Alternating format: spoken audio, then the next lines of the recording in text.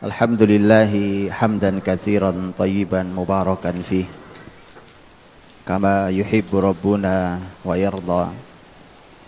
Alhamdulillahilladzi bi ni'matihi tatimmus shalihat. Alhamdulillahilladzi khalaqal insan 'allamahul bayan. Asyhadu an la ilaha illallah wahdahu la syarikalah wa asyhadu anna Muhammadan abduhu wa rasuluhu. Allahumma salli wa sallim wa barik wa an'im ala rasulina wa syafi'ina wa imamina wa murabbina Muhammadin sallallahu alaihi wasallam wa ala alihi wa ashabihi wa man tabi'ahu bi ihsanin ila yaumiddin. Subhanaka la ilma lana illa ma 'allamtana innaka antal alimul hakim. Allahumma anfa'na bima 'allamtana wa 'allimna ma yanfa'una wa zidna ilman ya alim. Amma ba'd. Saudara-saudariku yang dimuliakan Allah Subhanahu wa taala, mukminin dan mukminat hafizakumullah. Ustaz Herfi hafizakumullah. Alhamdulillah, pagi hari yang indah, duha yang istimewa, kita yang datang semoga mendapatkan keberkahan dari Allah Subhanahu wa taala. Semoga diberikan ilmu yang bermanfaat dan semoga diberikan keturunan yang menyejukkan pandangan mata kita dan kelak mereka yang harus menjadi unsur perbaikan untuk zaman ini. Saudaraku rahmati Allah, Ustaz Herfi menyampaikan ayat sudah, menyampaikan tafsirnya juga sudah, menyampaikan hadis sudah, menyampaikan contoh dalam sejarah juga sudah. Maka sudah sangat lengkap. Dan kalau sudah lengkap seperti jari saya, kalau jari saya 5 dia lengkap. Kalau saya tambahi jadi 6 malah nggak lengkap dia. Makanya ini sudah cukup. Jadi kalau saya sebenarnya tidak nambahi harusnya.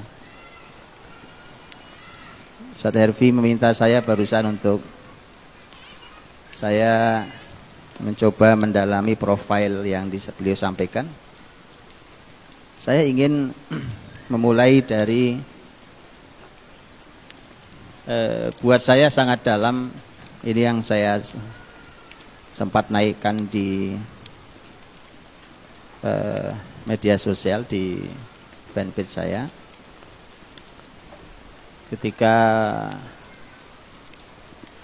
ketika itu tanggal 1 Sya'ban,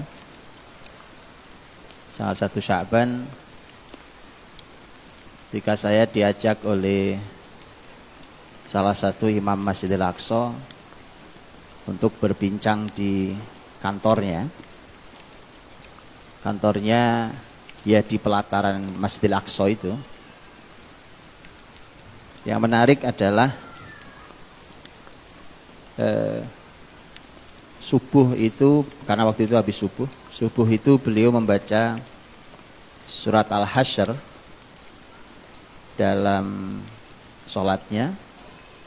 Setelah itu beliau mengajak saya untuk berbincang tentang surat Al-Hasyr.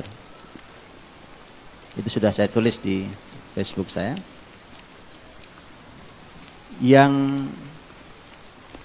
luar biasa teraduk-aduk secara rasa di dalam diri saya ada banyak poin. Pertama, sebelum pagi itu saya sudah sangat sering di Indonesia membahas tentang surat Al-Hasyr dan sebagai kunci kemenangan muslimin berhadapan dengan Zionis. Pagi itu subuh beliau membaca surat Al-Hasyr di sholat subuh yang istimewa itu. Itu juga menambah rasa yang luar biasa di diri saya. Selesai itu beliau mengajak saya diskusi tentang surat Al-Hasyr. Ada kalimat yang sangat dalam di antara diskusi beliau. Beliau mengatakan, bukankah muslimin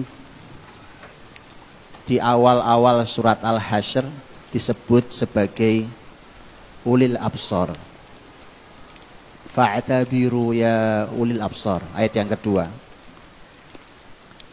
Maka ambillah ibrah, wahai orang-orang yang memiliki absar. Absar itu pandangan. Kata al-basar itu pandangan. Kata basirah itu artinya ilmu yang bisa menunjukkan jalan. Karena tadi Ustaz Herfi sudah menyampaikan ada fitnah kecerdasan. Jadi hati-hati, fitnah kecerdasan itu bahaya. Jadi jangan dipikir kalau kecerdasan itu adalah kunci segalanya. Justru terkadang dia kunci kehancuran. Kunci kehancuran. Dia fitnahnya ada. Dan Ustaz Herfi sudah menyampaikan lengkap di ayat-ayat tadi. Maka al-basirah itu fa'tabiru ya ulil absar, itu adalah ilmu yang bisa menunjukkan jalan, bukan ilmu yang menjadi fitnah. Kemudian dia juga bermakna ilmu, teori, analisa, pandangan, manaul absar. Kata beliau, bukankah Allah memberikan sifat kepada orang beriman, kepada kita dengan ulil absar? Dan di surat yang sama Allah memberikan sifat kepada Yahudi di ayat 13 dan 14-nya, di mana Allah menyampaikan dzalika bi annahum qaumul la yafqahun, dzalika bi annahum qaumul la ya'qilun. Orang-orang Yahudi itu adalah kaum yang tidak faqih, la yafqahun, dan kaum yang tidak berakal. Kemudian beliau kasih garis besar, ditebalkan garisnya yang beliau katakan. Terus bagaimana ceritanya kaum yang disebut ulil absar dikalahkan hari ini oleh kaum yang disebut la yafqahun dan la ya'qilun? Itu saking kebangetannya kita hari ini, Pak. Jadi beliau cuma berhenti sampai titik tadi sebagai sebuah poin yang sangat keras menghantam saya, padahal saya ngaji Al-Hasyr sudah lama, Pak. Begitulah Quran. Quran itu bertemu dengan ahli siapapun selalu ada yang baru. Mata airnya selalu keluar dengan jernih.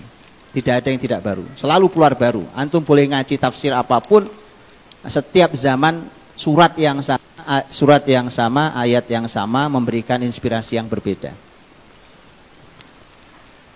Beliau hanya menyampaikan bagaimana ceritanya bisa kalah. Dah selesai sampai di situ, dan itu renungan yang sangat dahsyat. Saya sampai sekarang tidak hilang suasana hati itu, Pak.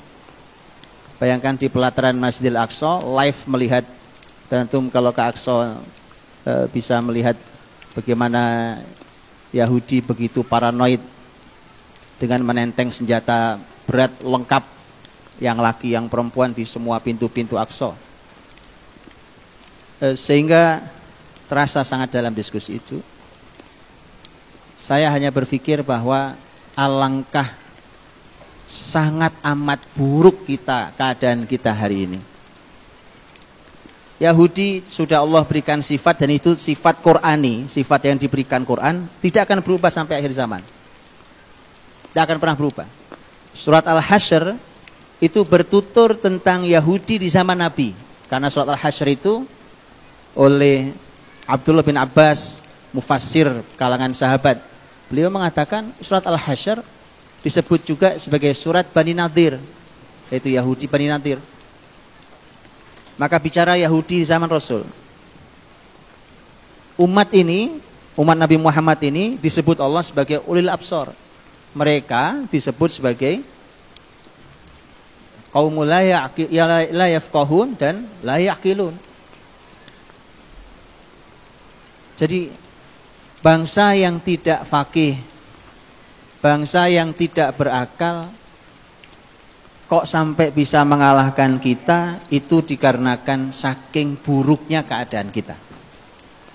Kita ini, saya dan kita semua hari ini, begitu buruk keadaan kita hari ini. Jadi ulil absar itu sudah lepas dari diri kita. Dari diri umat ini sudah hilang. Kalau itu kembali, Yahudi kalah lagi. Jadi simpel kata kuncinya. Maka antum harus menggali tentang semua kata yang terkandung di kata ulil absar. Fa'tabiru ya ulil absar. Pembahasan kita hari ini saya ingin masuk dari situ. Karena kalau babnya cuma otak yang brilian, itu gak menarik, Pak. Otak kalau cuma cerdas, itu tidak menarik. Ustaz Herfi sudah jelaskan tadi.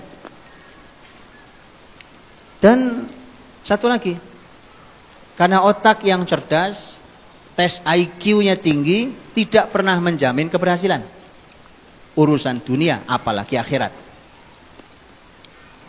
Nah, sudah teruji itu kalau itu. Karenanya banyak orang-orang dengan IQ tinggi juga tidak berbuat apa-apa, tidak berkarya apa-apa. Walaupun dia merupakan anugerah yang luar biasa. Karena kecerdasan, kemampuan berpikir, kemampuan menghafal, itu sesuatu yang luar biasa. Dan Quran, Rasul punya bahasa sendiri. Syariat ini punya bahasa sendiri, punya cara sendiri untuk menganalisa kecerdasan itu. Persis seperti Herfi sampaikan. Jadi sebenarnya kenapa kita tidak mencoba bertanya pada Quran, kepada Rasul, kepada para ilmuwan, para ulama kita tentang bagaimana kecerdasan itu sebenarnya?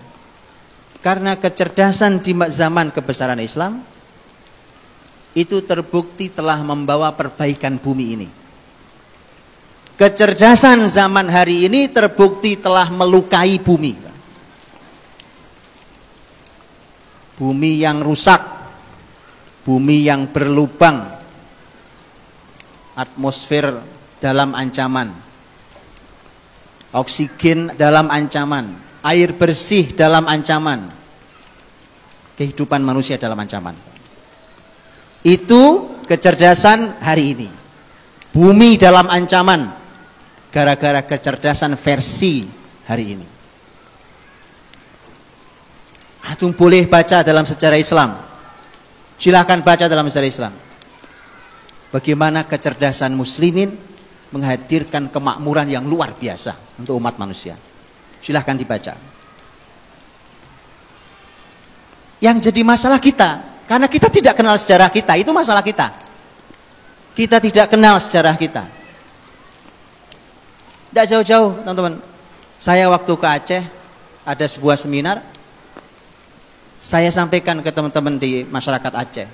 Saya bilang, teman-teman, saya mohon izin. Saya bilang, untuk saya membacakan tentang Aceh, versi Ibnu Battuta. Ibnu Battuta, dalam bukunya beliau menulis tentang Aceh waktu mampir ke Aceh. 2 kali mampir ke Aceh, berangkat dan pulang lewat Aceh. Saya bacakan tentang Aceh dan saya minta jujur untuk disampaikan, apakah ini Aceh yang hari ini? Jawabannya bukan. Bacalah sejarah kita hingga negeri ini, bacalah kemakmurannya, bacalah kehebatannya, bacalah keberaniannya, bacalah ilmunya, bacalah kecintaan mereka pada ulama, bacalah jihad mereka, bacalah kemenangan mereka di atas musuh-musuhnya. Itu yang ditulis oleh Ibnu Battuta, Pak. Bacalah keramahannya dari dulu. Bacalah keramahannya. Bacalah alamnya yang sangat dermawan menghadirkan kekayaan alamnya. Sehingga kemudian pembicara satu lagi, orang Aceh samping saya, malah beliau memaparkan tentang kesedihan data kerusakan di generasi muda Aceh. Berarti bukan Aceh kita yang dulu, zaman Islam dulu. Masa iya kita ridho dengan versi hari ini? Masa iya kita ridho dengan versi kecerdasan hari ini? Masa antum mau ditipu oleh kalimat kecerdasan hari ini? Kemudian antum ikut berbagai macam tes kecerdasan, udah macam-macam caranya. Intinya adalah jualan. Antum udah tes kecerdasan pakai cara apa? Macam-macam bukan? Dites dengan cara ini, dengan cara itu. Tes kecerdasan untuk melihat kecerdasan kita. Kalau perlu untuk melihat bakat anak-anak kita dan seterusnya. Subhanallah. Teman-teman, ini seharusnya kita pikirkan di semua lini kehidupan. Hari ini kita hanya bicara kecerdasan. Bagaimana generasi cerdas itu dihadirkan dalam Islam. Wallahi, kalau itu antum hadirkan, itu disaksikan oleh dunia Islam. Bukan hanya muslim yang menyaksikan itu, menyaksikan bahkan orang-orang non-muslim tentang bagaimana Islam menghadirkan generasi yang brilian. Sedherek dirahmati Allah Subhanahu wa taala. Di dalam Islam bahkan kalau antum pasti kenal dengan ilmuwan besar abad ke-6 Hijriah, meninggal tahun 597, Imam Ibnu Jauzi rahimahullah ta'ala, ulama terkenal. Ibnu Jauzi itu orang cerdas, Pak. Ini orang cerdas banget nih. Orang cerdas yang beliau sendiri yang bercerita tentang dirinya di beberapa bukunya tentang kenangannya waktu masih kecil. Beliau meninggal, itu meninggalkan lebih dari 400 kitab. 400 karya, buku. Dan karya ulama dulu bukan karya kita hari ini. Karya kita hari ini cuma tebel halamannya, itu ngejar pasar. Kalau diperes sebenarnya dia seperti kerupuk kena air. Anda tahu kerupuk? Besar. Coba kasih air, asli cuma segitu. Cuma digoreng jadi lebar. Persis sama, buku kita tuh cuma buku gorengan. Digedein, isinya nggak ada, Pak. Mohon maaf saya. Karena ada di antara kita yang cuma copy paste dari berbagai macam buku, dikumpulin jadi satu, dijual lagi, diganti covernya. Yang jujur, tolong yang jujur, Pak. Pada diri sendiri, dan tolong umat ini jangan diberikan lagi kebohongan-kebohongan. Tolong yang jujur, Pak. Umat ini tidak kunjung baik karena ilmuannya tidak jujur. Ilmuannya tidak jujur, Pak. Cacat di ilmuannya, cacat di umat ini. Orang-orang cerdasnya tidak jujur dengan dirinya, apalagi dengan Allah Subhanahu wa taala. Ibnu Jauzi meninggalkan kitab, silakan dibuka kalau antum tahu kitabnya. Silahkan buka, lebih dari 400 kitab di berbagai bidang ilmu. Puluhan ribu bahkan ratusan ribu orang masuk Islam di tangan beliau. Entah sudah berapa orang yang kita sadarkan dan kita syahadatkan di tangan kita hari ini. Lihat bagaimana orang dengan karya sebesar itu, orang luar biasa cerdasnya. Beliau nulis buku. Di antara buku yang beliau tulis adalah Akhbarul Azkiya,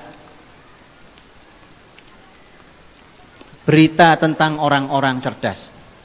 Ada bukunya sudah, Pak. Masalahnya kita ini belajar sama orang kafir itu aja loh. Saya sering bilang kita ini gampang silau, terpukau oleh orang kafir. Ulama sudah ninggalin kitab, Pak. Abad 6, beliau wafat tahun 597, sudah wafat.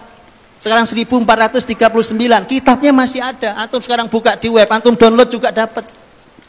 Cuma karena kita tidak pernah belajar dari ulama kita. Saya sudah sangat sering sampaikan ini.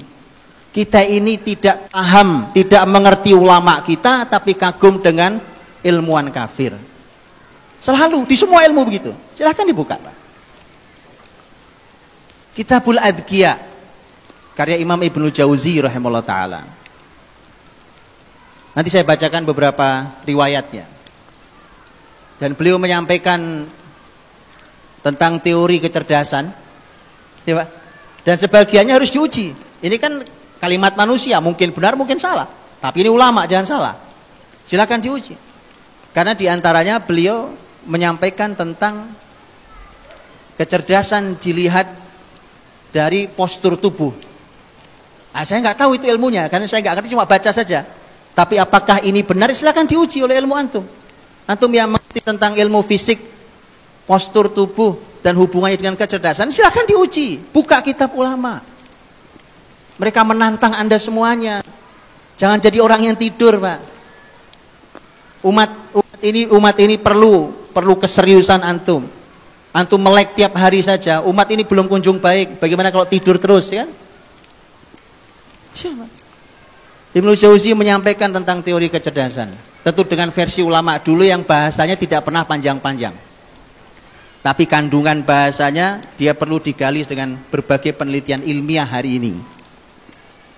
Apalagi di dalam buku itu beliau sebenarnya banyak menyampaikan riwayat sebagaimana gaya ilmuwan abad itu. Kemudian beliau menyampaikan tentang bagaimana kecerdasan dimulai dari kalangan para nabi. Ayo sekarang kita bicara Pak. Asal kita bicara kecerdasan, siapa yang kebayang? Yang jujur. Jujur sama saya. Saya bilang orang paling cerdas. Coba. Yang jujur. Orang cerdas. Bilang ke saya. Hah? Gak usah bohong. Orang cerdas. Siapa? Hah? Einstein? Nah, Einstein cuma 160 IQ-nya.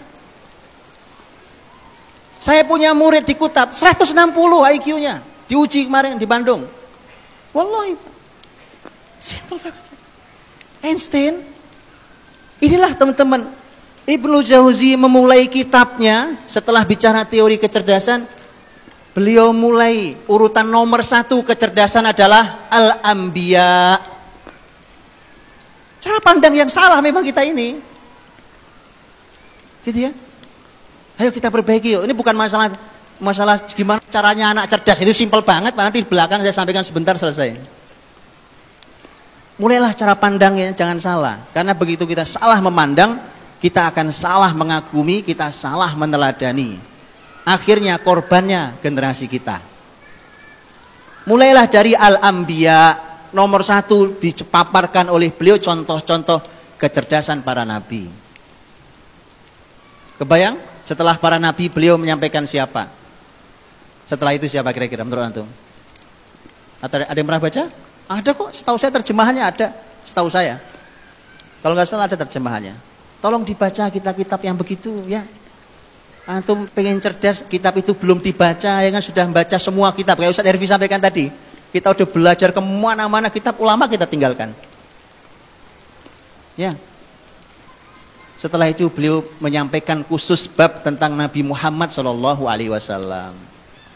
Beliau juga Nabi, tapi dikhususkan karena orang paling khusus. Setelah itu siapa? Para sahabat. Begitu. Ya. Kan mereka generasi terbaik. Khairun nas qarni, tsummal ladzina yalunahum, tsummal ladzina yalunahum. Terus begitu Pak. Sampai siapa? Setelah itu berurut terus. Zaman khulafa, umaro, setelah sahabat, kemudian khulafa, terus nanti masuk zaman, kemudian nanti umaro, nanti para qadhi dan seterusnya, para hakim, diungkap kecerdasannya sampai di paling bawah nanti kecerdasan binatang. Sampai ngomongin binatang Pak. Kok ya kebangetan manusia yang Allah berikan lebih mulia dari binatang, nggak lebih cerdas dari binatang. Ya kan? Kucing aja ngerti antri Pak. Ya kan? Binatang ngerti mana pasangannya, mana bukan pasangannya. Monyet tuh Pak. Kalau dipakein baju bisa nyari duit Pak. Monyet tuh. Ya kan? Manusia sudah benar dipakein baju, dibuka bajunya. Lah, memang lebih buruk dari monyet. Memang. Balhum adol. Lebih sesat daripada binatang. Sudah begitu. Oke. Bukunya baca sendiri ya. Saya kan ngasih pintu. Saya buka pintunya, antum masukin bukunya. Tapi memang antum harus cerdas bacanya. Itu yang nulis orang cerdas. Ulama dulu itu teman-teman. Apalagi abad-abad awal itu. Beliau abad 6 Hijriah. Maka ulama dulu tuh kalau nulis nggak panjang-panjang komentarnya, nggak kayak saya ceramah kepanjangan. Makanya tafsir itu makin ke belakang makin panjang, tapi makin ke sahabat makin tidak banyak. Dan bahkan ada ayat yang nggak perlu ditafsirkan. Kenapa? Dibacakan ngerti mereka. Oh kita ini udah panjang kali lebar kali tinggi sama dengan tetap nggak paham. Sulit itu makanya. Ayo kita naikkan menjadi ulil absor. Umat ini belum bisa mengalahkan Yahudi selama belum menjadi ulil absor. kembalikan ulil absornya, maka muslimin dengan mudah mengalahkan musuhnya. Baik, teman-teman dirahmati Allah. Jadi ulama Imam Ibnu Jauzi pun telah menulis kitab Al-Adhkiyah. Karena Imam Ibnu Jauzi itu unik, Pak. Beliau punya buku yang berhadapan 180 derajat itu. Karena satu lagi bukunya Akhbarul Hamqa wal Mughaffalin. Kalau tadi kabar tentang orang-orang cerdas, kalau ini kabar tentang orang-orang bodoh, Pak. Jadi ada dua bukunya, silakan dibaca dua-duanya. Ya, silakan dibaca dua-duanya, Pak. Beliau ingin sampaikan pada kita itu tentang kebodohan, tentang orang-orang yang ya nggak normal kadang-kadang levelnya, itu ditulis di situ. Kalau antum baca kitab Akhbar Hamqa wa Mughaffalin, kalau antum baca kitab Adhkiyah, antum akan terkagum-kagum dengan kecerdasan. Tapi kalau antum baca kitab Akhbar Hamqa wal Mughaffalin, antum akan ketawa-tawa sendiri, Pak. Itu yang saya sebut di dalam dulu para ulama itu kalau sudah capek belajar ilmu, mereka baca kitab-kitab yang jenisnya begini. Kenapa? Karena lucu-lucu. Jadi ngelucu tapi pakai sanad. Sekarang ngelucu menjatuhkan martabat orang lain, menghina bapaknya sendiri, menjatuhkan ibunya sendiri, berbohong. Kemudian dengan itu dia dapat uang. Haram hukum uangnya. Gimana ceritanya? Kemudian dilombakan, orang pengen seperti itu juga. Subhanallah. Jadi makanya betul-betul bukan ulil absor. Bukan ulil absor, Pak. Atau lihat, Pak, Ibnu Jauzi nulis itu memang begitu. Termasuk kitab tadi. Kabar tentang orang-orang bodoh itu, Pak. Baik, pembahasan kita bukan orang bodoh hari ini. Ini orang-orang cerdas. Teman-teman dirahmati Allah. Ada yang ingin saya masuki ayat dulu sebelum nanti kita bicara tentang profil juga. Ketika Allah menyampaikan tentang orang Yahudi, kalau muslimin tadi ulil absor, tentang orang Yahudi, itu pembahasannya adalah al-fiqh dzalika bi annahum qaumul la yafqahun. Mereka kaum yang tidak faqih, dan yang kedua la ya'qilun, yang tidak berakal. Teman-teman tahu apa bedanya faqih la yafqahun dengan la ya'qilun? Saya tidak tahu terjemahannya apa. Yafqahun itu terjemahannya apa di situ? Paham ya? Yafqahun apa terjemahannya, Ustaz? Al-Hasyr ayat 13.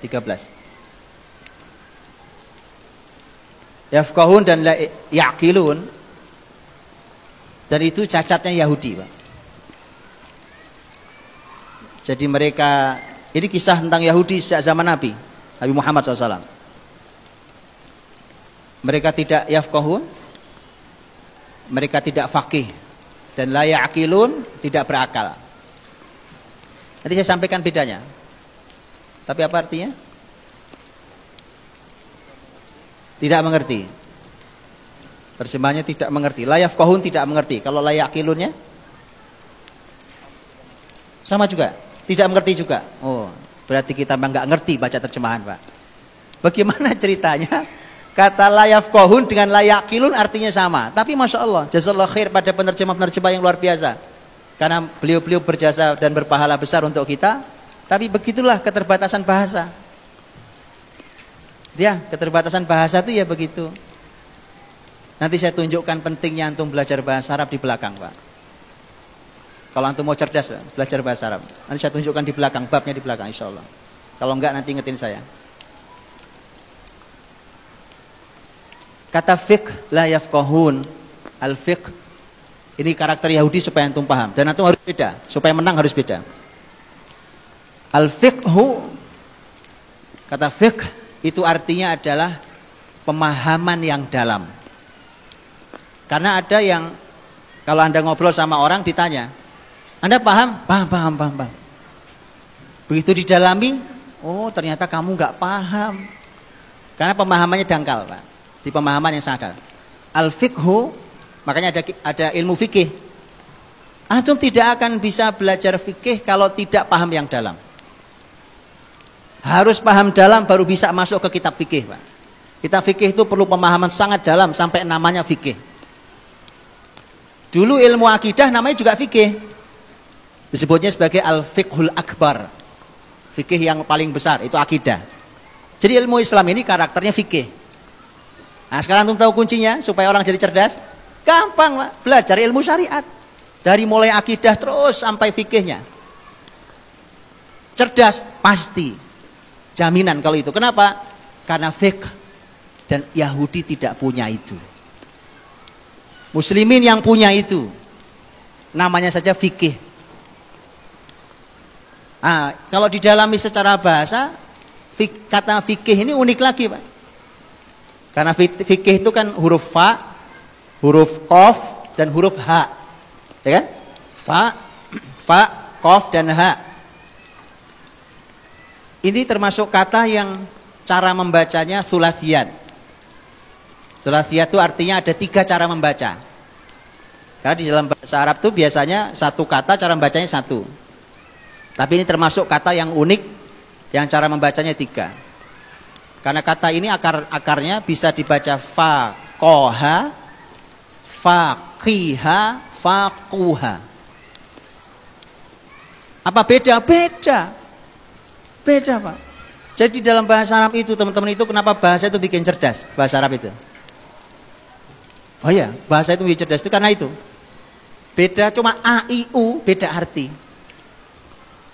Faqoha dengan faqiha dengan faquha beda artinya. Kalau antum hubungkan dengan hadis Nabi, ya, lihat hadis Nabi. Ini kisah hijrah yang hari ini banyak ditebarkan, mudah-mudahan tidak salah jalan lagi. Karena saya tahu iblis tidak pernah ridho dengan itu. Hijrah, pembahasan hijrah di mana-mana. Saya berdoa mudah-mudahan Allah bimbing. Karena kalau tidak, iblis tahu di perempatan mana dia tunggu orang yang hijrah itu. Dibelokin lagi sama iblis. Hati-hati. Nabi mengatakan tentang orang-orang yang berhijrah. Kalimat Nabi SAW, khiyarukum fil jahiliyati khiyarukum fil Islam idza faquhu.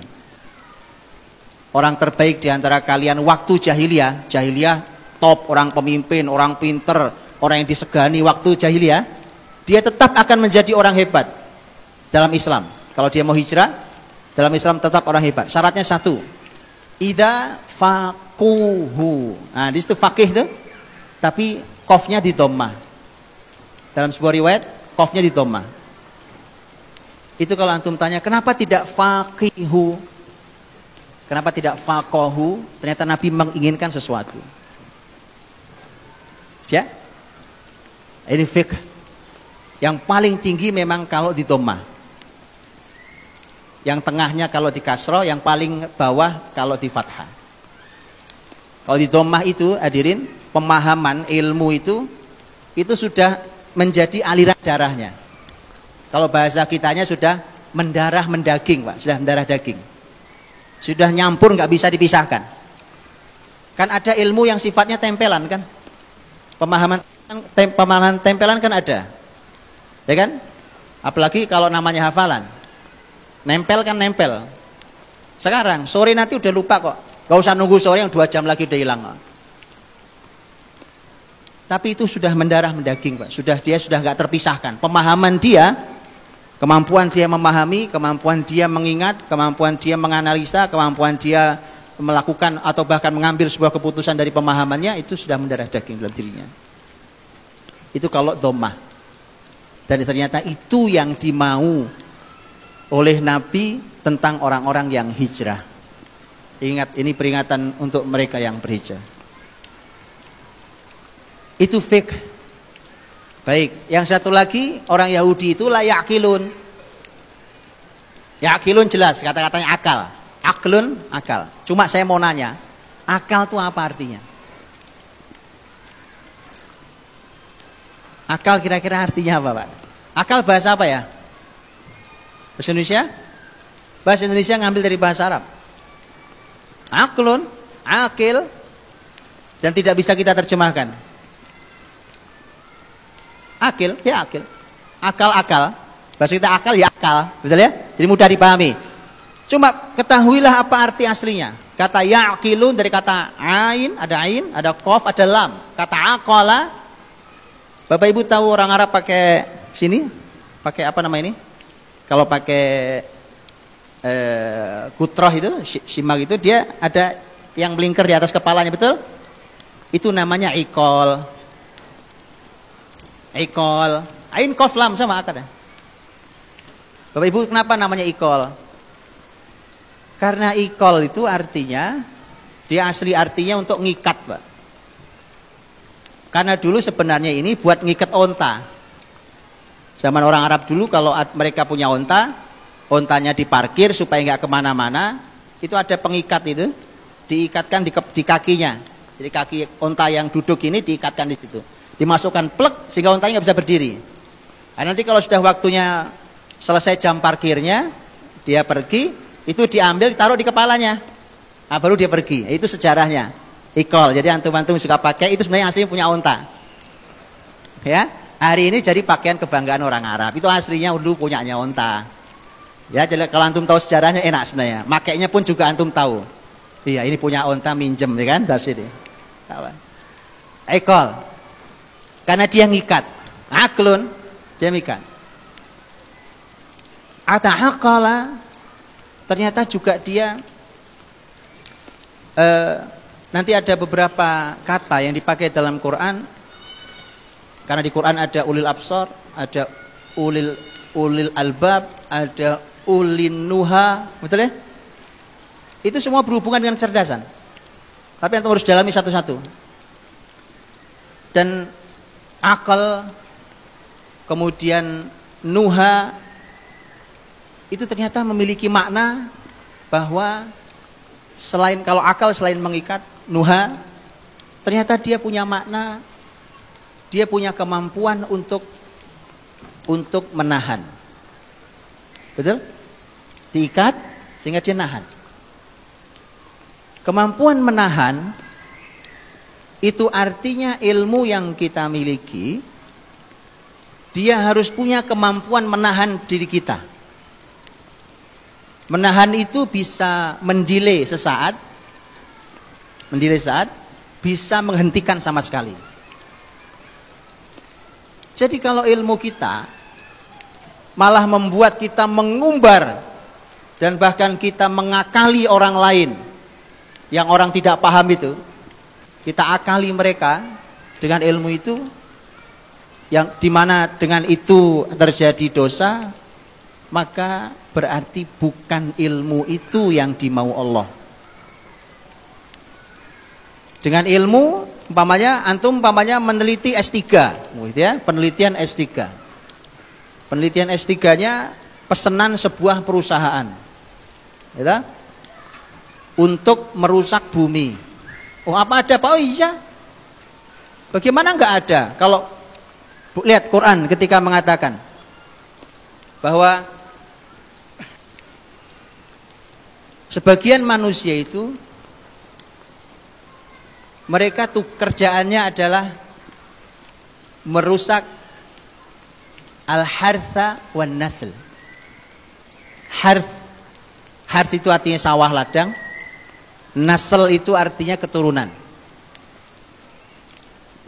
Tafsir para ulama kata keturunan banyak yang menafsirkannya malah binatang ternak.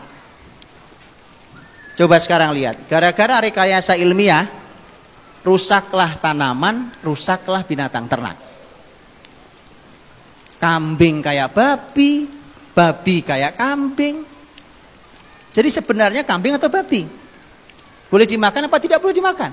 Kalau kambing berkahnya luar biasa, kalau babi haram. Nah, terus gimana? Gara-gara ilmu pengetahuan. Ilmu pengetahuan. Tanaman sama. Tanaman Masya Allah barokahnya. Ini ditanam berbuah, bisa ditanam lagi, berbuah, ditanam lagi. Enggak bisa sekarang. Ditanam, berbuah, berhenti.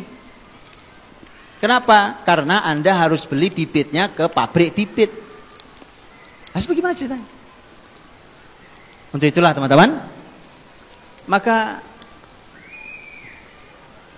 ini kata ya'qilun itu Allah menginginkan kepada kita agar ilmu ini bisa punya kemampuan menghentikan diri kita.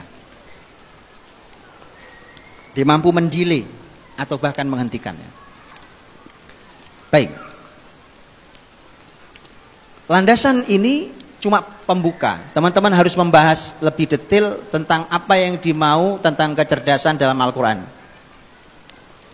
Kemudian nanti Nabi berbicara tentang masalah kecerdasan juga. Rasul menyampaikan itu. Para sahabat juga menyampaikan hal itu. Generasi salafus soleh dulu juga menyampaikannya. Pemaparan tentang bagaimana dalam sejarah orang-orang di dalam Islam kecerdasan luar biasa itu sesuatu yang sebenarnya saya sudah sering sampaikan dalam banyak hal. Contohnya saking banyaknya, Anda mau contoh di zaman manapun ada. Mau contoh di bidang apapun ada. Dan itu merupakan keistimewaan muslimin. Saya berikan beberapa contoh untuk nanti saya lari pada ujungnya. Berujung pada zaman Turki Utsmani. Saya ingin berikan beberapa contohnya, Pak. Kalau berbicara tentang sahabat Rasul radhiyallahu anhum ajmain, itu masya Allah teman-teman. Ada orang-orang yang memang lahir sudah pinter. Jadi memang ini bawaan. Ya, orang bilang ini bawaan lahir, Pak. Kok kamu pinter? Iya, bawaan lahir, Mas. Gitu, Pak. Jadi memang ada orang-orang cerdas bawaan lahir, Pak. Itu memang nggak bisa bodoh, memang nggak bisa bodoh. Memang pinter terus dia. Bahkan dia berkarya dengan hal itu. Di antara orang yang luar biasa, bahkan disebut paling luar biasa untuk urusan kecerdasan, antum perlu pelajari biografinya. Adalah sahabat mulia Amr bin As radhiyallahu anhu. Yang itu cerdasnya orang itu luar biasa, makanya beliau dicacat oleh orientalis. Dicacat, Pak. Nanti begitu ngomong Amr bin As, bahasanya itu orang yang licik itu gitu. Nah itu wal iyadzubillah itu mereka tanggung jawab dengan kalimatnya di hadapan Allah Subhanahu wa taala, nanti berhadapan dengan Amr bin As di akhirat. Radhiyallahu anhu, padahal Nabi memuji Amr bin As luar biasa. Dulu masyarakat terbaik dulu mengatakan adhaduhatil Arab. Orang paling cerdas di kalangan orang Arab itu. Tentu ini kita tidak bicara Nabi Muhammad ya. Orang paling cerdas di kalangan orang Arab itu ada 4. Tadi saya sudah bilang yang satu Amr bin As radhiyallahu anhu. Yang kedua Muawiyah. Nah, sama ini. Ini sahabat yang juga dizolimi oleh sejarah luar biasa, oleh orang-orang yang tidak bertanggung jawab. Muawiyah radhiyallahu anhu.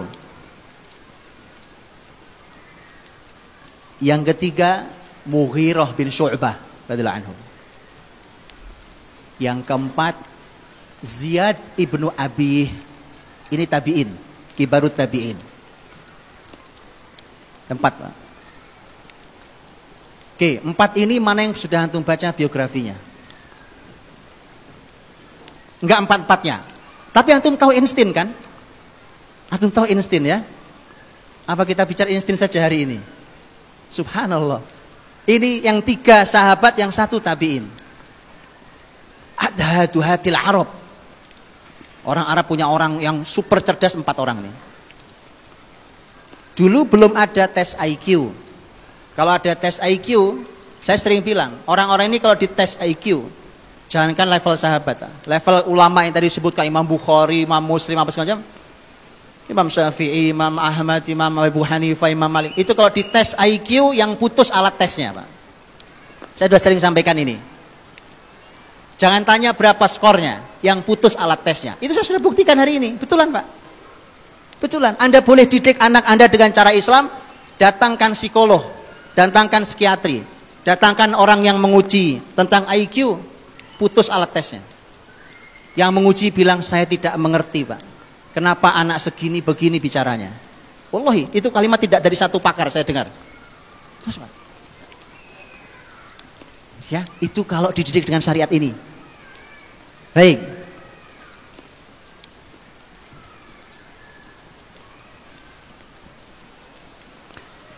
Jadi adhaduhatil Arab. Ada sebuah ceramah bagus dari seorang ahli ilmu. Beliau mengatakan ini keempat-empatnya orang berkarya luar biasa. Muawiyah radhiyallahu anhu itu orang sangat cerdas, bahkan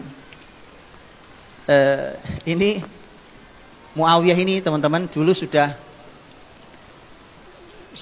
di apa dulu ya, masa jahiliyah dulu, waktu masih masa jahiliyah, Muawiyah lahir itu sudah masyarakat orang-orang sudah bilang ini calon pemimpin Arab. Ibunya marah kok.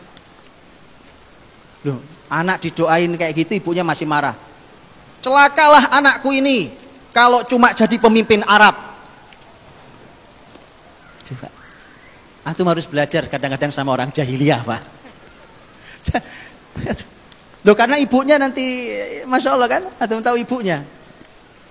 Sahabat nanti mulia. Jadi ibunya nggak ridho kalau anaknya cuma jadi raja Arab.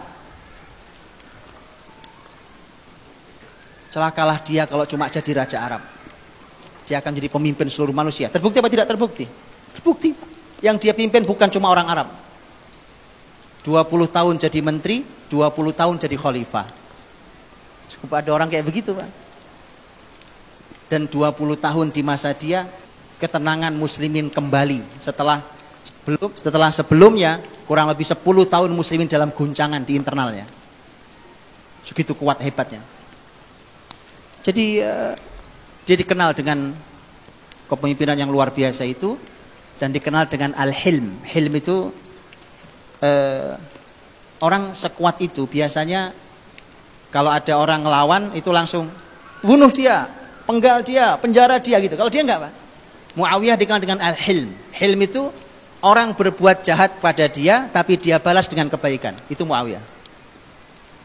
Mau ada pemimpin kayak gitu gimana enggak dicintai, ya kan? Udah disakiti dikirimi hadiah. Enak, Pak.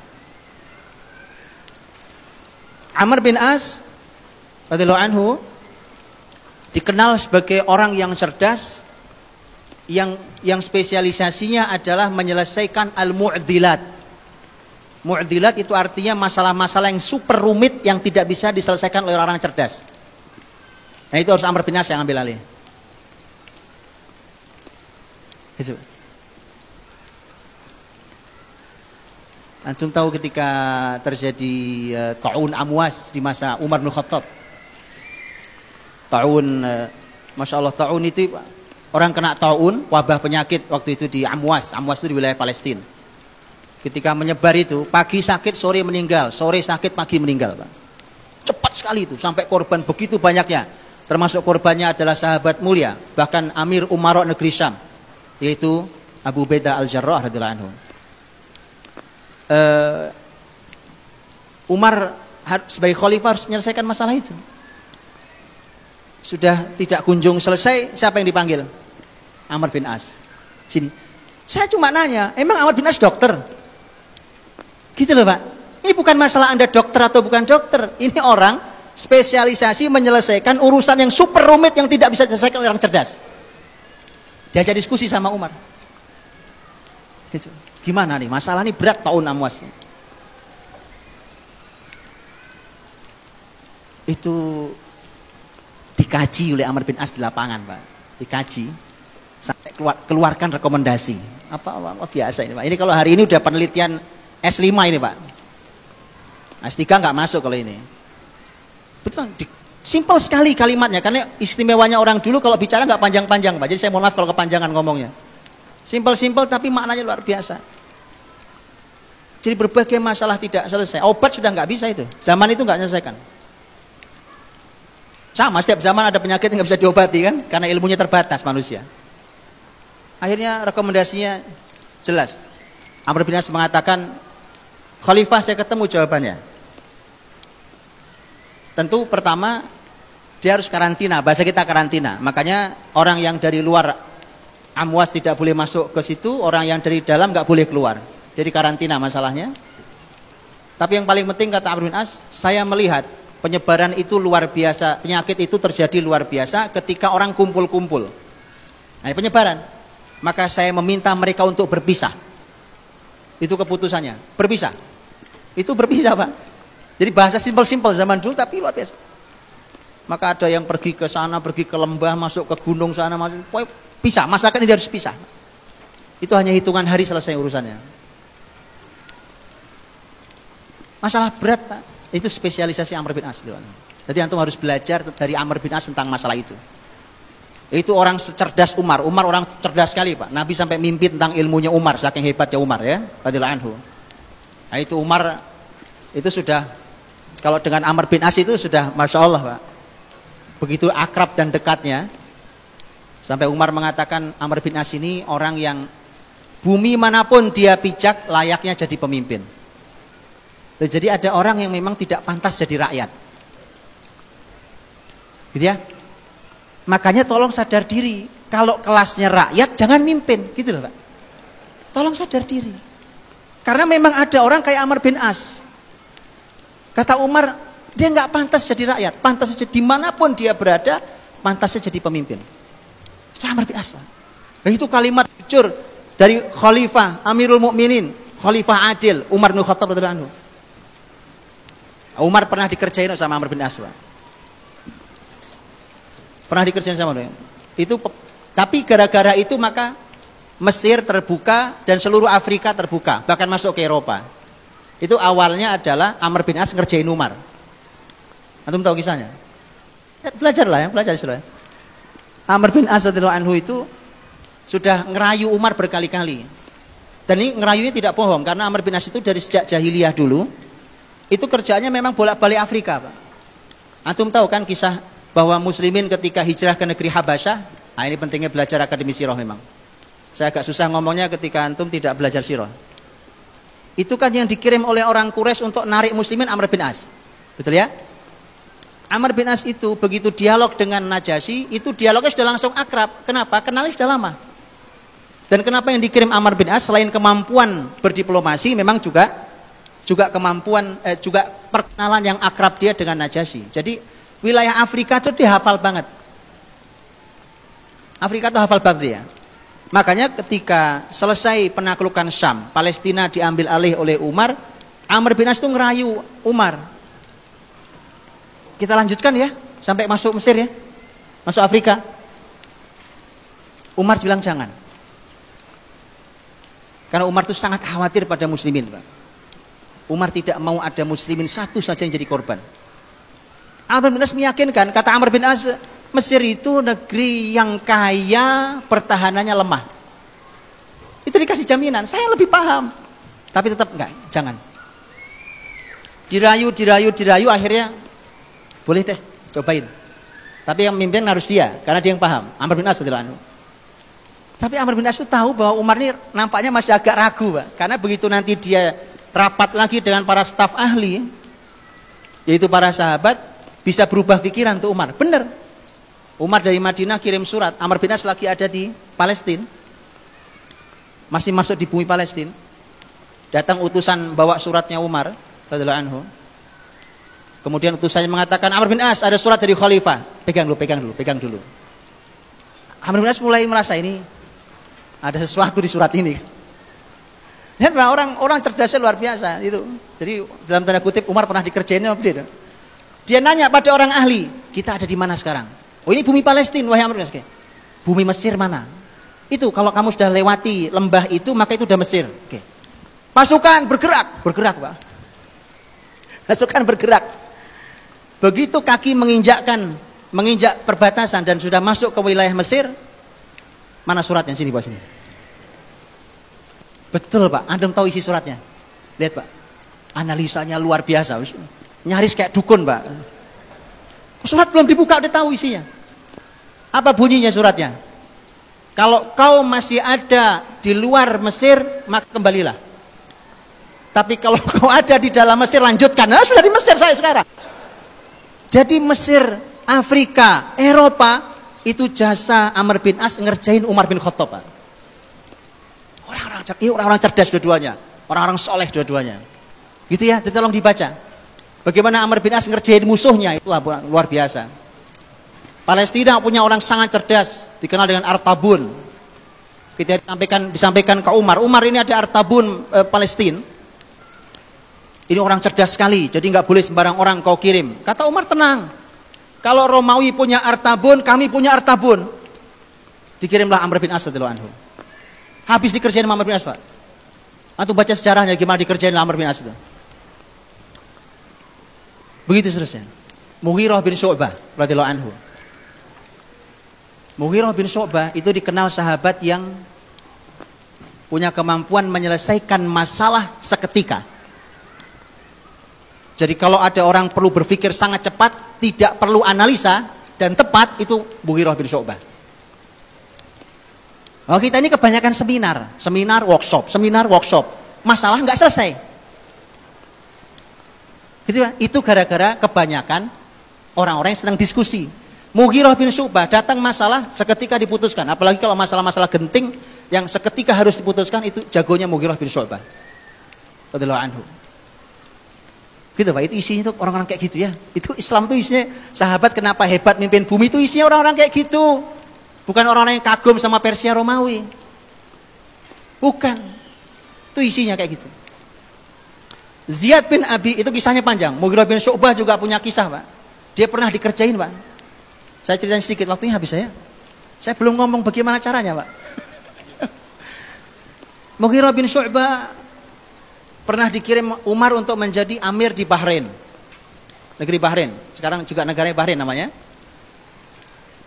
Begitu memimpin, musuh-musuh Islam di Bahrain tidak suka. Akhirnya direkayasa, dan direkayasa itu oleh Umar akhirnya ditarik. Karena Umar juga menimbang tentang kestabilan masyarakat Bahrain. Yang juga masyarakat yang ya perlu ditimbang kestabilannya. Ditariklah Mughirah bin Syu'bah, panggil ke Madinah. Orang-orang Bahrain, musuh-musuh Islam rapat. Begitu ditarik, sudah. Maunya ditarik sama Umar. Panggil ke Madinah. Pulang ke Madinah. Musuh-musuh Islam rapat. Rasanya, kayaknya Umar akan mengembalikan suatu hari. Kalau sudah tenang, dibalikin lagi tuh orang. Nah, kita nggak mau. Gimana caranya? Kita buat rekayasa. Itu orang-orang kafir ngumpulin duit, Pak. Terkumpullah uang 100.000 dirham, uang besar. Dikirimlah satu orang cerdas, pemimpin mereka dikirim, pemimpin musuh Islam itu dikirim berangkat ke Madinah membawa uang 100.000 dirham. Diapain kira-kira uang itu, Pak? Kira-kira diapain uangnya, Pak? Datang ke Khalifah Umar, di sampingnya ada Mughirah bin Syu'bah. Pemimpin orang kafir ini ngomong, Pak. Wahai Khalifah Umar, saya bawa uang nih, uangnya ada 100.000 dirham. Ini uang muslimin, diambil oleh Mughirah, dititipkan ke saya. Orang gak ada yang tahu kecuali saya. Dia bohong. Umar kaget, Pak. Tapi Umar tuh orangnya husnudzon sama ini, Pak. Jadi dia tenang, kagetnya tetap harus bertanya kan. Apalagi di hadapannya musuh Islam, Pak. Mughirah, apa kata-katamu? Kata Mughirah, orang ini bohong. Saya tidak ngambil 100.000, tapi saya ngambil 200.000. Dipikir bohong mau bantah, enggak. Bukan 100.000 saya ambil. Jadi kalau dia kembalikan 100.000, berarti dia ngambil 100.000. Kata Umar, mengapa kamu lakukan itu, ngambil harta muslimin? Kata Mughirah, saya banyak keluarga, saya punya tanggungan banyak, saya nggak punya uang. Itu Pak, si kepala suku itu sujud, jungkir balik di bawah, karena dia tahu habis ini mati dia Pak nih. Tidak wahai Umar, tidak, demi Allah tidak, saya tidak lakukan itu. Ini sebenarnya bukan uang yang dititipkan ke saya, ini orang pada ngumpulin uang. Mughirah senyum-senyum, kamu tahu sekarang? Umar nanya ke Mughirah, kenapa caramu menjawab seperti itu? Kata Mughirah, karena dia ingin menjatuhkan saya, maka saya buat dia menjadi hina. Gitu, Pak. Itu Mughirah bin Syu'bah itu kerja, Pak. Jadi seketika nggak pakai mikir, menyelesaikan masalah itu nggak pakai mikir, kelamaan, Pak. Ya jangan numpuk orang cerdas saja, Pak. Banyak masalah nggak selesai di tangan orang cerdas. Ziyad bin Abi disebut sebagai orang yang hadir di semua permasalahan. Jadi asal ada masalah apa, taruh dia beres. Di sana ada masalah, kirim dia beres. Ke sana beres. Besar beres, kecil beres, Pak. Itu Ziyad bin Abi. Oke, silakan dibaca ya biografinya. Nah, teman-teman dirahmati Allah SWT. Kalau itu level para sahabat, kemudian tabi'in. Saya belum bicara tentang bagaimana para ilmuwan, bagaimana para ulama dari level para sahabat Nabi, bagaimana kecerdasan mereka. Saya sudah sering menyampaikan tentang masalah usia yang masih sangat awal, tetapi begitu luar biasa. Kemampuan mereka, karya-karya yang besar untuk perbaikan bumi ini. Itu sudah sering saya sampaikan. Waktu saya tidak panjang, saya sampaikan di ujung, Turki Utsmani. Turki Utsmani, nah teman-teman, ada buku yang menurut seorang penulis yang pernah saya baca, buku ini tidak boleh beredar 75 tahun lamanya. Judulnya Militan Islam. Militan Islam. Penulisnya belakangnya Jason.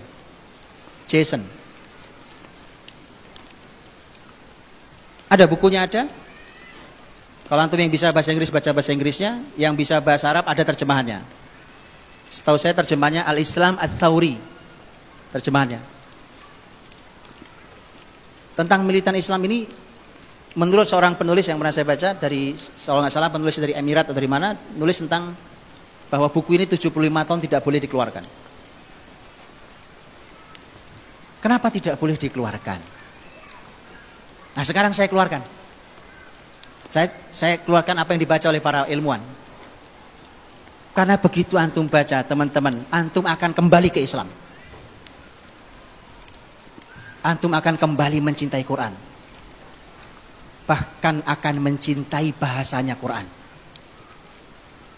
Dan antum akan berusaha untuk bisa itu. Apa isinya? Di masa Turki Utsmani, sebelum Eropa keluar menjajah, Inggris dan Prancis melakukan penelitian. Penelitiannya diambil dari mulai Samudra Atlantik sampai Samudra Hindia. Mungkin gak nyampe Indonesia, Bang. Untuk mereka tahu sebenarnya apa kunci kekuatan muslimin itu. Kenapa orangnya hebat-hebat, cerdas-cerdas, kuat-kuat, kokoh-kokoh. Itu dia pengen tahu. Diteliti oleh Inggris dan Prancis. Hasilnya luar biasa. Lihat hasilnya. Ini salah satunya, sebagiannya. Ternyata karena pola pendidikan dari kecil. Karena ternyata dalam sistem kekhilafan Turki Utsmani, Islam itu, muslimin memiliki sebuah sistem pendidikan yang dasar, pendidikan dasar namanya kutab. Kutab itu anak-anak diajari yang paling dasar tentang Quran. Diajarkanlah Quran, terus bertahap dari mulai mereka membaca sampai hafal, sampai mulai paham isinya. Setelah itu mereka belajar bahasa Arab, bahkan mereka mulai menghafal kaidah-kaidah dalam bahasa Arab, dalam grammar Arab. Di antara yang mereka hafal adalah Alfiyah Ibnu Malik. Alfiyah Ibnu Malik 1000 bait, Alfiyah 1000 bait itu adalah grammar bahasa Arab. Jadi syair 1000 bait dihafal, itu dihafal oleh mereka. Jadi mereka menghafal grammar 1000 bait. Lu bisa bayangkan itu. Dan nampaknya itulah kunci kekuatan muslimin. Karena di sana terkandung banyak sekali keistimewaan. Di antaranya adalah apa yang disampaikan juga oleh seorang ahli bahasa. Ini juga dosen di Eropa, walaupun aslinya orang Mesir. Dan mungkin kalau tidak salah pernah beredar di terjemahan bahasa Indonesia di Di broadcast saya pernah baca, seingat saya. Kalau antum pernah baca, kalau tidak nanti antum boleh, ada videonya, wawancara beliau ada di televisi di Mesir. Seingat saya di Mesir. Seorang dokter, dia dosen bahasa di Eropa. Dia mengatakan bahwa hari ini anak-anak di barat itu umur mereka masih sekitar 3 tahunan, mereka sudah menguasai sekitar 16.000 kata. Sementara anak-anak Arab, karena mereka berbahasa pasaran, bahasa Ammiyah,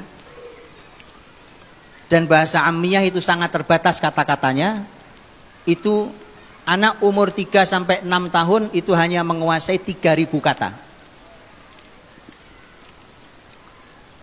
Ini hubungan antara bahasa dan kebesaran dan kecerdasan juga. Kemudian dia mengatakan,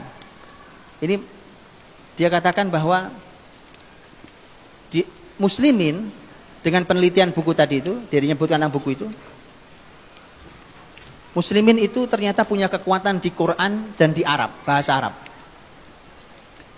Quran itu disebutkan memiliki lebih dari 77.000 kata. Jadi kalau 16.000 lewat, Pak. 77.000 hampir, 77.500 hampir kata. Belum bahasa Arabnya. Belum dia kuasai grammar Arab tadi. Sehingga itulah yang disimpulkan oleh penelitian tadi, bahwa ternyata ini kekuatan muslimin itu. Nah, terus bagaimana caranya supaya mereka bisa menjajah? Maka perlahan tapi pasti 2 hal ini harus dihilangkan. Apa itu? Quran dan bahasa Arab. Maka Prancis dan Inggris punya madhab yang berbeda. Kalau yang Inggris membuat jenjang. Sekolah-sekolah yang kutab itu, yang belajar bahasa Arab, belajar Quran, macam-macam itu diimagekan di masyarakat, tetap ada, tapi diimagekan di masyarakat saat itu, ini untuk kelas orang-orang miskin. Pernah apa tidak? Indonesia mengalami bahwa yang sekolah agama itu anak-anak yang bodoh-bodoh. Pernah? Itu, Pak. Pesantren itu tempatnya orang buangan. Pernah? Pernah. Indonesia pernah punya itu. Wah, nyantri, wah pasti kamu gak diterima sekolah negeri ya. Kamu nyantri berarti gak terima sekolah favorit ya. Alhamdulillah hari ini sudah berubah. Maka ini kebangkitan, Pak. Ini kebangkitan nih. Ini harus dilanjutkan ini. Tapi hati-hati, iblis ada di perempatan jalan di depan. Oke? Kemudian dibuatlah kelas tengahnya, ini versi Inggris. Dibuatlah kelas tengahnya. Kelas tengahnya itu dibuatlah sekolah-sekolah negara. Sekolah-sekolah negara dibuat, dan itu untuk ekonomi menengah. Ya kan? Makanya kalau sampai hari ini, mohon maaf, ini belum hilang sampai sekarang. Sekolah menentukan tingkat perekonomian. Betul ya? Di mana kamu sekolah? Di sini. Oh, pas kamu orang kaya ya. Gitu ya? Itu masih pola Inggris, Pak. Yang level tinggi adalah international school. Masih ada sampai hari ini? Image itu masih ada? Berarti belum bangkit kalau gitu. Belum, saya tarik lagi kalimat saya. Belum bangkit kalau gitu. Yang modern international school di mana tidak ada Quran, tidak ada bahasa Arab. Kalau yang tengah tadi lemah bahasa Arabnya, Qurannya juga lemah.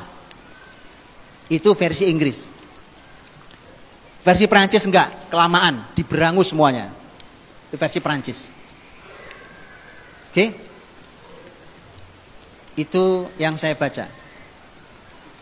Jadi teman-teman, maka menjajahlah mereka. Sisa-sisanya masih bisa kita rasakan.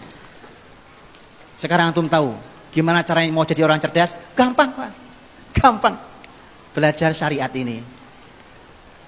Di mana belajar syariat? Jadi sampai masalah tempat, bukan cuma belajar syariat, enggak tempat. Contoh, anak tua asal sudah 7 tahun, apalagi laki-laki yang disuruh sholat. Betul kan? Ini teori kecerdasan ini. Suruh sholat. Kalau laki-laki sholatnya di mana? Di masjid. Ini tempat bikin cerdas, Pak.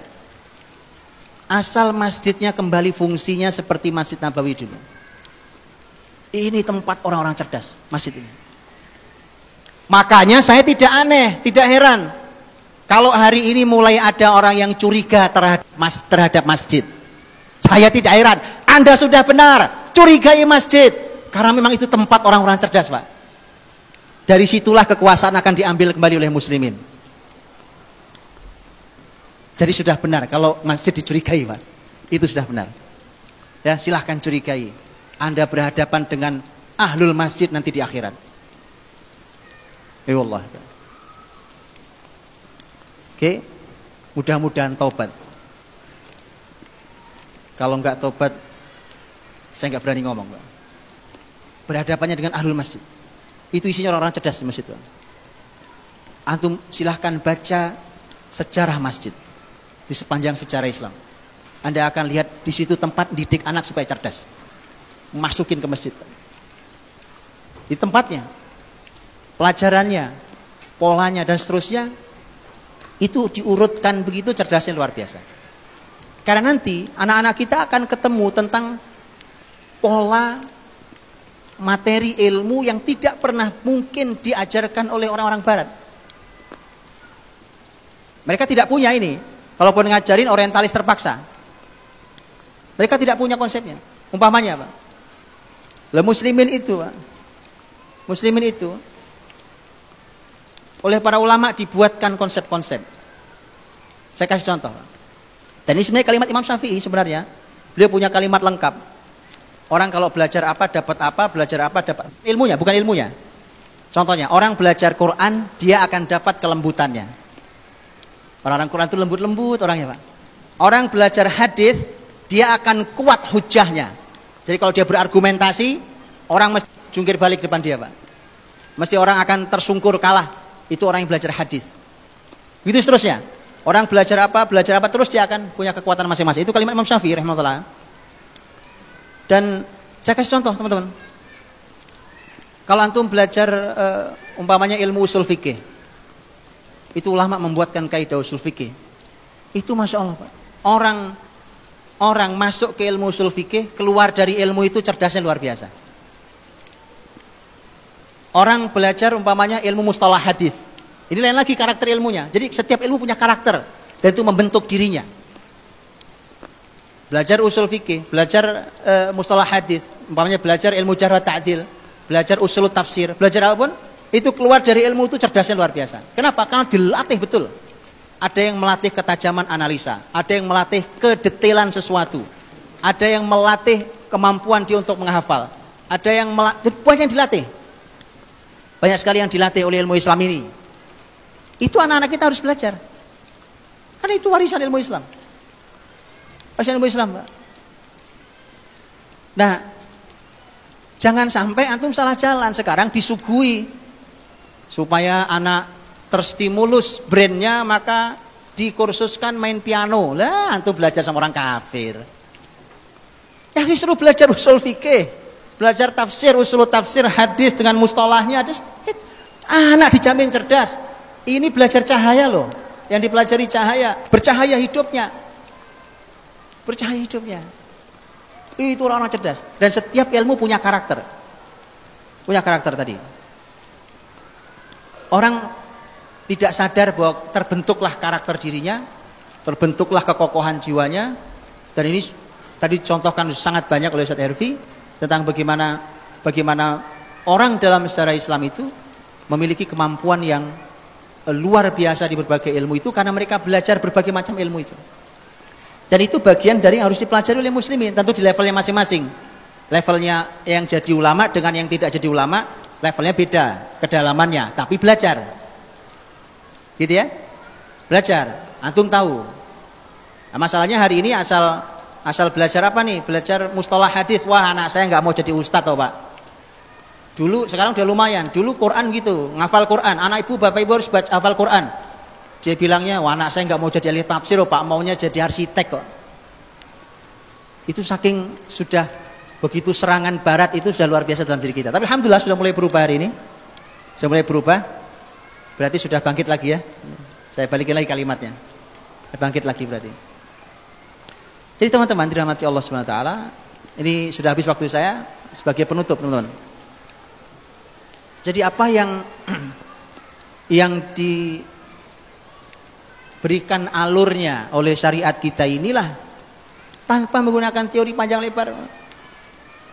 Kalau yang babnya keturunan, karena memang kalau di dalam penelitian-penelitian yang dilakukan hari ini pun, bahkan dilakukan di zaman sebelum kita ini pun, bahkan orang-orang barat pun melakukan penelitiannya,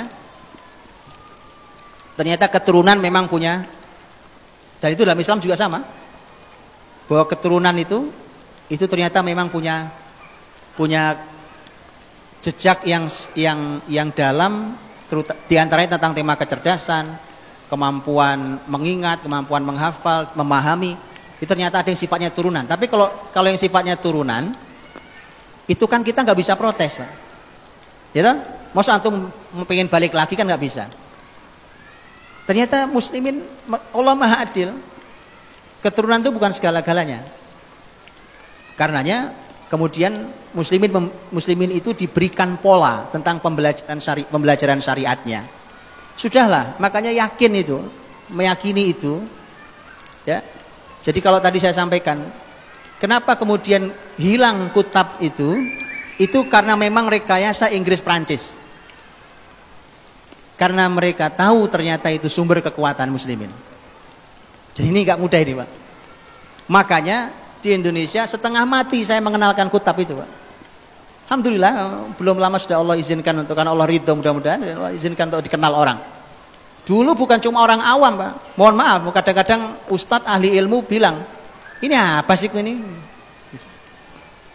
Saking tidak kenalnya kita, karena memang begitu luar biasanya penjajah itu menutup itu sampai kita tidak mengenalinya. Tidak ada yang sempurna di awal, tapi setidaknya merupakan langkah awal. Baik teman-teman dirahmati Allah Subhanahu wa taala, saya bacakan kalimat sahabat mulia sebagai penutup supaya antum punya kenangan dengan kalimat sahabat, bukan kalimat saya. Kalimat sahabat mulia yang dicantumkan oleh Imam Ibnu Jauzi dalam kitabnya tadi, kitab Al-Adhkiya tadi, kitab orang-orang cerdas. Ketika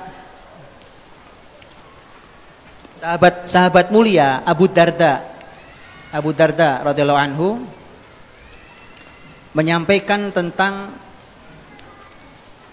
tanda orang-orang yang berakal. Abu Darda berkata, qala Abu Darda,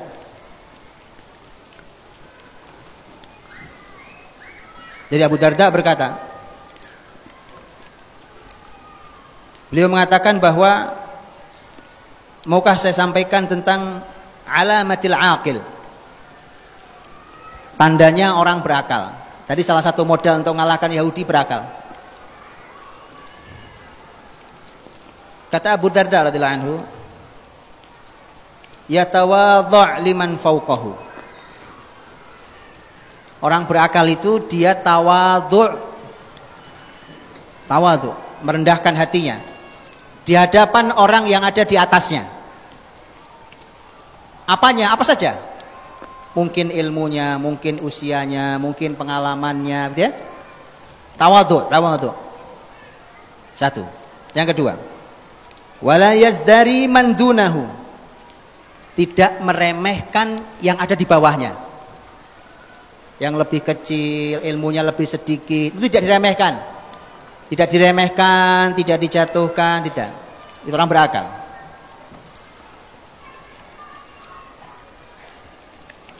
Yang berikutnya, yumsikul fadla min mantiqihi, min mantiqihi. Dia selalu memegang keutamaan dalam pembicaraannya. Jadi sebicara itu, ngobrol bahkan yang santai, ngobrol santai sekalipun, itu mesti ada keutamaan yang dia bicarakan. Bahkan mungkin bercanda. Makanya seperti Imam Ibnu Jauzi nulis buku yang lucu saja seperti tadi tentang Akhbar Hamqa wal Mughaffalin, lucu. Nanti kalau baca lucu, ketawa sendiri. Tapi itu ada keutamaannya. Yang berikutnya, yukhaliqun nasa bi akhlaqihim.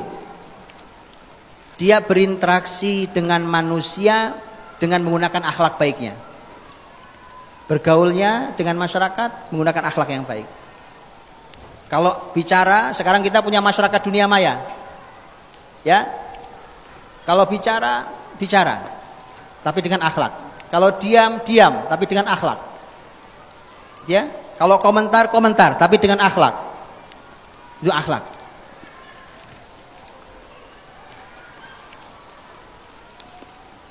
Wa yahtazizul imana fima bainahu wa baina rabbih azza wa jalla.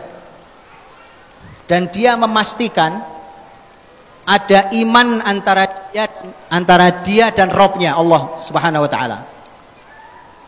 Jadi dia memastikan hidupnya selalu ada iman dalam segala aktivitasnya. Fahuwa yamshi fid dunya bid taqiyyati wal kitman. Dia berjalan di dunia ini dengan ketakwaannya tapi tersembunyi. Takwaan tapi tersembunyi. Ini saya sering sampaikan teman-teman ya, bahwa hari ini tuh kita kok nggak punya sesuatu yang disembunyikan gitu loh. Padahal menyembunyikan sesuatu itu pada hal yang benar itu ajaran Nabi loh.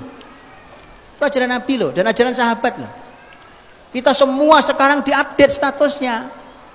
Makan mie goreng diupdate statusnya, lagi nangis diupdate statusnya, lagi gelisah diupdate. Saya sudah sering sampaikan, mohon berhenti. Saya sudah bilang berhenti. Saya sudah sering bilang itu. Kan itu kaidah orang-orang cerdas. Ya, baik, itu kalimatnya.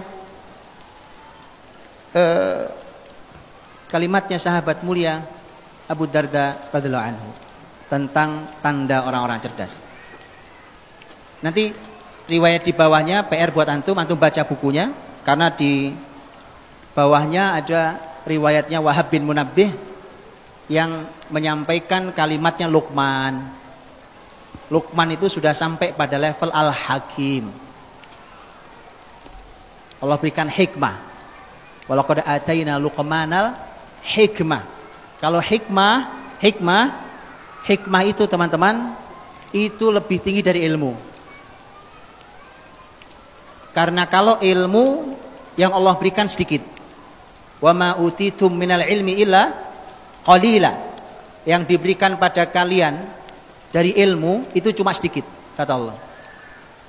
Tapi kalau diberikan hikmah, Allah menyampaikan, wa man yu'tal hikmata faqad utiya khairan katsira.